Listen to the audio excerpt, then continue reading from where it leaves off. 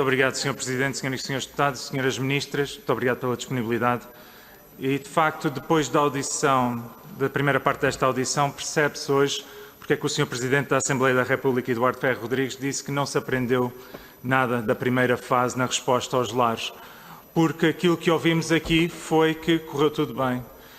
O problema é que, das intervenções que ouvimos, é que se pensa que se gera um país a partir de normas e decretos e de orientações, mas não, gera-se no terreno. E morreram 700 pessoas, de facto, mais de 700 pessoas em lares. Temos mais de 90 mil idosos residentes nestas instituições do nosso país e estima-se que 35 mil idosos estejam a viver em mais de 3.500 lares ilegais. O Sr. Deputado do Partido Socialista dizia que não havia recomendações. A primeira coisa que o PSD disse há meses é que era necessário termos uma lista, que até hoje não tivemos, de quais são os lares legais e ilegais, quais é que estão capazes de cumprir com as normas e quais não estão. Há uma lista que nós agradecíamos que pudesse ser enviada à Assembleia da República. E, ao contrário do que disse a Sra. Ministra da Segurança Social, a situação não era imprevisível. E, aliás, a Sra. Ministra da Saúde assumiu isso, disse em março, e estou a citar: neste domingo, a nossa preocupação central foca-se nas estruturas residenciais para idosos, sejam elas unidades de cuidados integrados pertencentes à rede nacional, sejam lares privados. Foi uma conferência de imprensa em março passado. E esta frase, proferida há mais de 6 meses, não só relata que havia um conhecimento da gravidade da situação, como era impossível não conhecer, porque só naquele dia já havia 88 casos positivos num lar em Vila Real e outros 23 num lar em Braga, onde, aliás, já tinham falecido 3 pessoas.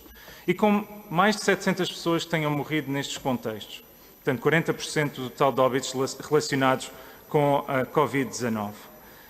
Aquilo que se esperaria, com toda a franqueza, no início desta audição, já não digo a resposta política, a avaliação política teremos a seguir à crise tempo para a fazer, mas seria algum humanismo e alguma humildade. E uma palavra para as pessoas que perderam os seus familiares.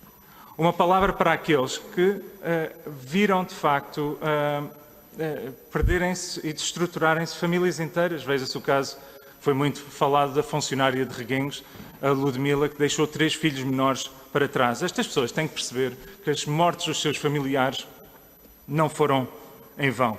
E, de facto, o Estado falhou naquilo que é a proteção dos mais vulneráveis. E, pior do que isto, o seu Primeiro-Ministro, quando questionado sobre tudo isto, disse que o contágio nos lares era relativamente baixo.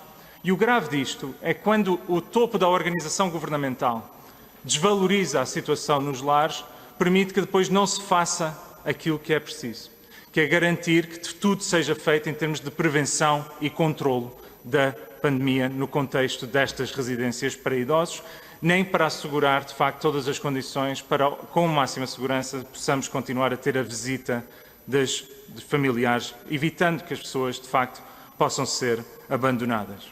E a Sra. Ministra da Segurança Social, discordem consigo. As pessoas em Portugal foram abandonadas. Basta ler o relatório sobre Reguengos de Monsaraz.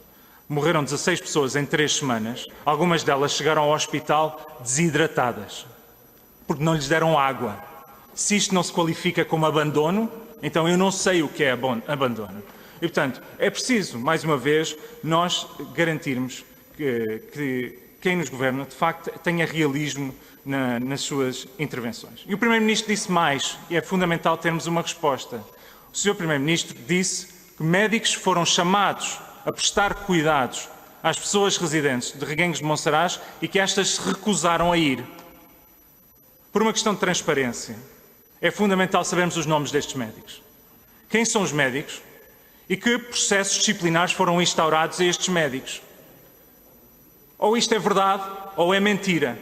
E eu creio que é fundamental, até andando para adiante, que nós saibamos a verdade daquilo que se passou em Reguengos de Monsaraz e quais foram os processos disciplinares que foram instaurados a estes médicos, em que data e quem são.